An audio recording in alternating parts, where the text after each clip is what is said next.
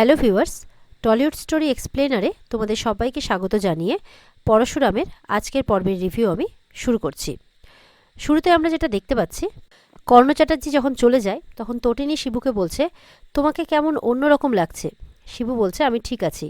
এই বলে তটিনীকে খাওয়ার টেবিলে বসায় আর নিজেই খাবারগুলো সার্ভ করতে থাকে আর কি। এরপর লাট্টুর মাথায় হাত বুলিয়ে বলে, আমি আমার ছেলে মেয়েদের মুখের গ্রাস কাউকে কেড়ে নিতে দেব না। ছেলে মেয়ের শিক্ষার অধিকার কাউকে আমি কেড়ে নিতে দেব না। আর তটিনীকে বলে, তুমি একদম ঠিক কাজ করেছো। তটিনী চ্যাটার্জির কর্ণ চ্যাটার্জির নামে এফআইআর করেছো। শিবুর হঠাৎ এইরকম আভাব দেখে তটিনী বলছে, তোমাকে না কেমন অচেনা লাগছে। শিবু বলছে, মাঝে মাঝে চেনা মানুষদেরও অচেনা লাগে। তটিনী এরপর বলছে, একটা কথা কিন্তু খুব মিস্টেরিয়াস। সেদিন ওখানে পরশুরাম ছিল, স্পেশাল ব্রাঞ্চের অফিসার পরশুরাম, কিন্তু লোকটাকে যে আমাদের বারবার লোকটা কে যে আমাদেরকে বারবার আড়াল থেকে বাঁচাচ্ছে। তটিনীর মনে কিন্তু একটা প্রশ্ন থেকেই যায় সেটা নিয়ে। ওদিকে দেখা যাচ্ছে কর্ণ চ্যাটার্জি বাড়ি ফিরে এলে আরাধ্যা তাকে জিজ্ঞাসা করছে, আপনি কি ছদ্দি ভাইয়ের বাড়িতে গিয়েছিলেন? কি বলল ছদ্দি ভাই? ও কি সত্যি সত্যি আপনার নামে এফআইআর করেছে? উত্তরে কর্ণ চ্যাটার্জি বলছে, হ্যাঁ করেছে। তখন আরাধ্যা বলছে, এত কিছুর পরেও আপনার নামে এফআইআর করলো? কি চাইছে? আমি কি শ্বশুরবাড়িতে থাকবো না, স্বামী সংসার করব না? কর্ণ চ্যাটার্জি তখন তাকে বলছে, এখন আর এসব বলে কোনো লাভ নেই। এ বাড়িতে তোমার আর মাত্র 10 দিন, তারপরে তুমি চলে যাবে। আরাধ্যা বলছে, কোথায় চলে যাব আমি? আমি লাট্টু পিকো নই, আর আমি কোনো স্কুলেও পড়ি না যে আপনি আমাকে টিসি দিয়ে দেবেন আর আমি এখান থেকে বেরিয়ে যাব। কর্ণ চ্যাটার্জি তখন বলছে, আজকে তোমার পরিবারের জন্য এই বাড়ির এই অবস্থা। কবির যদি আমার বাড়িতে না ফেরে এই বাড়িতে, তাহলে তোমাকে এই বাড়ি ছেড়ে যেতে হবে। তোমার বাবা, তোমার জ্যাঠা আমাকে চেনে। কর্ণ চ্যাটার্জি ঠিক কী করতে পারে, পরের দিন যদি কবির কোর্টে বেল না পায়, তাহলে কোর্ট থেকে তুমি সোজা বাড়ি চলে যেও, এটাই আমার কিন্তু সিদ্ধান্ত। আরাধ্যা বলছে, আপনি হেরে যাচ্ছেন, তার দায় আমার উপর চাপাচ্ছেন কেন? এটা শুনে কর্ণ চ্যাটার্জি কিন্তু খুব রেগে যায়।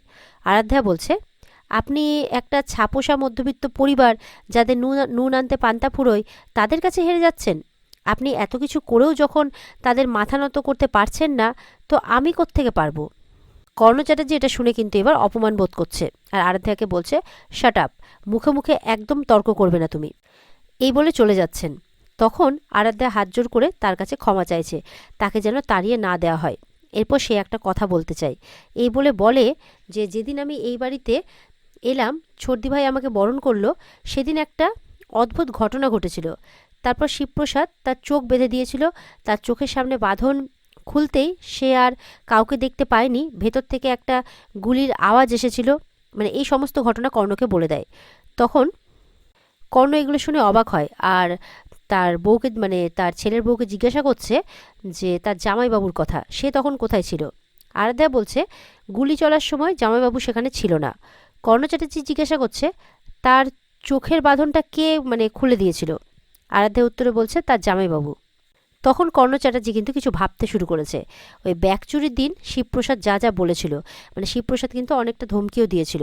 কর্ণ চ্যাটার্জি জিজ্ঞাসা করে আরাধ্যাকে, তুমি আমাকে কথাগুলো আগে বলনি কেন? আরাধ্যা বলছে, জামাইবাবু তাকে বলতে বারণ করেছিল। কর্ণ চ্যাটার্জি তখন আরাধ্যাকে বলছে যে, তোমার কি মনে হয়?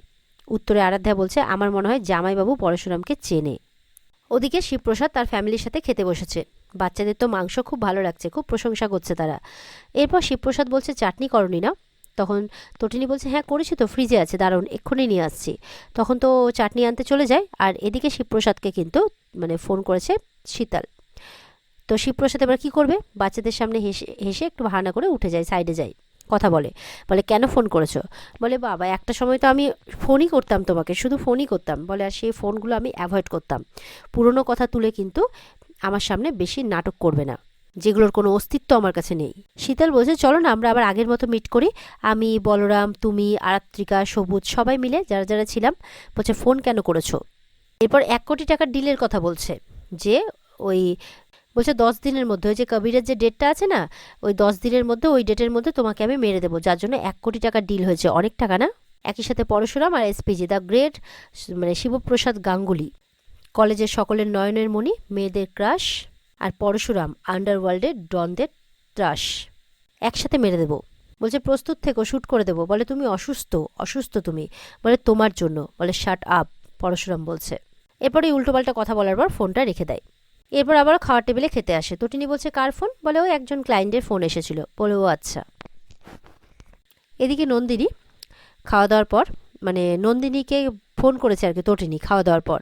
ফোন করে বলছে এরকম ব্যাপার, কর্ণ চ্যাটার্জি এসেছিল, এসে ধমকি দিয়ে গেছে। বলছে এই কর্ণ চ্যাটার্জিকে আমি একবার কোর্টে তুলি, আমি একদম ছেড়ে কথা বলবো না, ওই কবিরকেও আমি ছেড়ে কথা বলবো না, এইভাবে বলছে নন্দিনী। তখন কিন্তু ওপর থেকে মানে তার কাকাই নেমে আসে। এসে তটিনীর মানে নন্দিনীর কাছ থেকে ফোনটা কালিয়ে নিয়ে তটিনীকে বলছে দেখ, এই সমস্ত কেস টেসে জড়াস না, একদম জড়াস না, তোর বাচ্চাদের চিঠি দিয়ে দেবে, তোর বরের উপার্জন বন্ধ করে দেবে, এগুলোর মধ্যে জড়াস না, পারবি না, কর্ণ চ্যাটার্জির পাওয়ারের সাথে একদম পেরে উঠবি না। তখন তটিনী বলছে জল অনেক দূর গড়িয়ে গেছে, আমাদের যদি সব কিছু শেষ করে দেয় আমরা কি ছেড়ে কথা বলবো নাকি? তখন তটিনীর কাকাই বলছে যে শোন, আমি রিকোয়েস্ট করছি তোকে, প্লিজ এইসবের মধ্যে জড়াস না, একবার বোনটার কথাও ভাব, আরাধ্যার কথা ভাব। তোরা দুজনে আজকে আমার সামনে আছিস, তুই নন্দিনী দুজনেই, তোদের কি ছোট বোনের প্রতি কোনো কর্তব্য নেই? ওই মেয়েটা কি নিয়ে বাঁচবে সারা জীবন বল? 10 দিন পর ওর মানে কোর্টে পেশ করা হবে, এখন জেলে মানে কাস্টাডিতে রয়েছে। তোরা যদি একটু ফেভার করিস তাহলে ওর সংসারটা বেঁচে যায়, তোদের সংসারটাও বেঁচে যায়, কেন বুঝতে পারছিস না? এইভাবে বলেই যাচ্ছে তটিনীর ছোটকা। তটিনী বলছে তুমি তোমার মেয়ের হয়ে কথা বলবে, এটা আমি খুব ভালো করেই জানি, আমার পরিবার আমার পাশে আছে, আর আমি এর শেষ দেখেই ছাড়বো। আমরা সেটেল করব না, কোনো আপোষও করব না, আমরাও দেখি যে কর্ণ চ্যাটার্জি কত দূর অবধি যেতে পারে। এদিকে তটিনীর দিদি নন্দিনী ছোটকার মানে কান থেকে ফোনটা নিয়ে নেয় আর বলে আপনি একদম ওকে কনভিন্স করার চেষ্টা করবেন না। আর ফোনে তটিনীকে বলছে তুই একদম চিন্তা করিস না, আমি দেখছি কর্ণ চ্যাটার্জির কী করা যায়। আবারও বারবার করে তার মেয়ের কথা ভাবতে বলছে। তখন নন্দিনী বলছে যেমন বীজ পুঁতবে তেমনই তো বইবে, ওর আগে থেকে ভাবা উচিত ছিল, আরাধ্যার বোঝা উচিত ছিল যে একটা ক্রিমিনালকে বিয়ে করার মাসুল কি হতে পারে। এরপর সেখানে আরাধ্যা আসে, বলছে আমি মাসুল দেব না, সব কিছু ঠিক করে দিতে হবে তোমাদের গুরুজনদের। নেমন্তন্ন কার্ড নিয়ে এসেছে আরাধ্যা, দেখে সবাই অবাক। নন্দিনী বলছে এটা কিসের? বলছে রিসেপশন পার্টি রেখেছে আমার শ্বশুর মশাই, যেদিন কোর্টের ডেট পড়েছে সে ঠিক সেই দিন সন্ধেবেলা। তখন তার বাবা বলছে এ কি বলছিস তুই, ও যদি বেল না পায়? আরাধ্যা বলছে সেটার দায়িত্ব উনি পুরো পরিবারের উপর ছেড়ে দিয়েছেন। নন্দিনী শুনে অবাক হয়, বলছে আর আমার পরিবার যদি সেই কাজে ব্যর্থ হয় তাহলে সেই রিসেপশন পার্টি থেকেই আমাকে টেনে হিচড়ে এই বাড়িতে রেখে দিয়ে যাবে সারা জীবনের জন্য। এদিকে শিবপ্রসাদ তার বউকে জিজ্ঞাসা করছে যে কি বললো কর্ণ চ্যাটার্জি? বলছে কি বলবে আর, ফেভার চাইছে। পরশুরাম বলছে তুমি কিছু চিন্তা করো না, আমি আছি, কিচ্ছু করতে পারবে না, ওই হেড দিদিমণি ঠিক কিছু না কিছু করবে, আমি আছি, তুমিও কোনো চিন্তা করো না। বলছে কিচ্ছু চিন্তা করো না, তুমি আছো, বাচ্চারা আছে, সবাই আছি আমরা একসাথে। এই বলে তটিনীকে জড়িয়ে ধরে আর মনে মনে বলছে আর আছে পরশুরাম। এদিকে বৌমণি বলছে আরাধ্যাকে জীবনটা জুয়া নয়, একবার তো জুয়া খেলে হেরেছিস, গোহারান হেরেছিস, আর এখন শাখা পলা নোয়া পড়ে বাড়িতে বউ সেজে বসে আছিস কিন্তু সঙ্গে স্বামী নেই, তার জ্বালা যন্ত্রণা তো বুঝতে পারছিস, তাহলে এই নতুন খেলাটা কেন খেলছিস? বলছে কেন করছিস এরকম? সেই তো কবিরের সাজা হলোই, তটিনী গেছে কোর্টে অ্যাপিয়ার করেছে। বৌমণি বলছে ওরা অ্যাপিয়ার করবে, ওরা ভয় পায় না। তখন আরেকজন এসে বলছে ভানু যে অ্যাপিয়ার করলেও কোর্ট অবধি পৌঁছতে পারবে না। শুনে বৌমণি অবাক হয়ে যায়, বলছে কোর্ট অবধি পৌঁছতে পারবে না, তার আগে ওকে মেরে দেওয়া হবে, শ্যুট করে দেওয়া হবে ওকে। এটা শুনে কিন্তু নন্দিনী আর বৌমণি অবাক হয়ে যায়।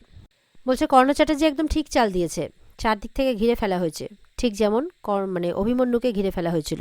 বলছে একদিকে মারার জন্য সুপারি দেওয়া হয়েছে, আরেকদিকে খুঁজে বের করা হচ্ছে ও কোন বিমা কোম্পানির এজেন্ট, আরেকদিকে রিসেপশন পার্টি রাখা হয়েছে। ঠিক করেছে, একদম ঠিক করেছে। এবার ছোটকা বলছে না ঠিক করেনি। নন্দিনী বলছে এটা তুমি বলছো? বলে হ্যাঁ, কারণ এই প্রথমবার আমার ভয় করছে। এবারে ছোটকা বলছে শোন, এই রিসেপশন পার্টির চালটা তোর কর্ণ চ্যাটার্জির। বলছে এটা কর্ণ চ্যাটার্জির চাল নয়, আরাধ্যা বলছে এটা আমি থ্রো করতে বলেছি। বলছে ফুলসজ্জার খাটটা আমার বাড়ির লোকে গিয়ে সাজিয়ে দিয়ে আসবে, আর আমি সেজেগুজে বসে থাকবো। ওর ড্যাডিকে গিয়ে বলছে ড্যাডি তুমি আজ অব্দি আমি যা চেয়েছি তুমি সব দিয়েছো, এবার আমি কবিরকে চাই। আরাধ্যার বাবা বলছে তুই কবিরকে পাবি। এই বলে ফোন করছে। নন্দিনী বলছে কাকে ফোন করছো? বলছে আর কাকে, এই পরিবারের গলার কাটাকে। তটিনীকে ফোন করেছে। তটিনী বলছে ও বাবা আবার ওই বাড়ি থেকে ফোন করেছে, আমি না এই মেন্টাল প্রেশারটা নিতে পারছি না। ফোনটা তখন শিবপ্রসাদ রিসিভ করে। আরাধ্যার বাবা বলছে জামাই, আরাধ্যা কথা বলবে, নাও কথা বলো। আরাধ্যা বলছে জামাইবাবু আমার রিসেপশন পার্টি থ্রো করা হয়েছে, ফুলসজ্জারও প্রিপারেশন নেওয়া হয়েছে, মানে সব কিছু রেডি করা হয়েছে। তখন পরশুরাম বলছে রিসেপশন কবে? বলে যেদিন কোর্টে ডেট পড়েছে সেদিন।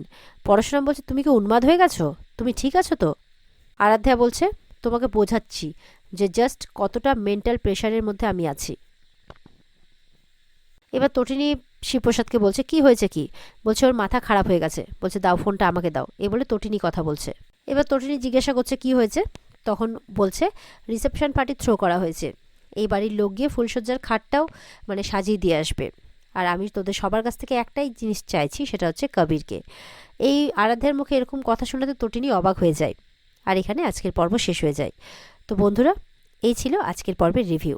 ভালো লাগলে কমেন্ট করে জানাতে ভুলবে না, আর আমাদের সাথে জুড়তে আমাদের চ্যানেলকে সাবস্ক্রাইবটা করতে ভুলবে না। দেখা হচ্ছে আগামীকালকে। সবাই ভালো থাকবে।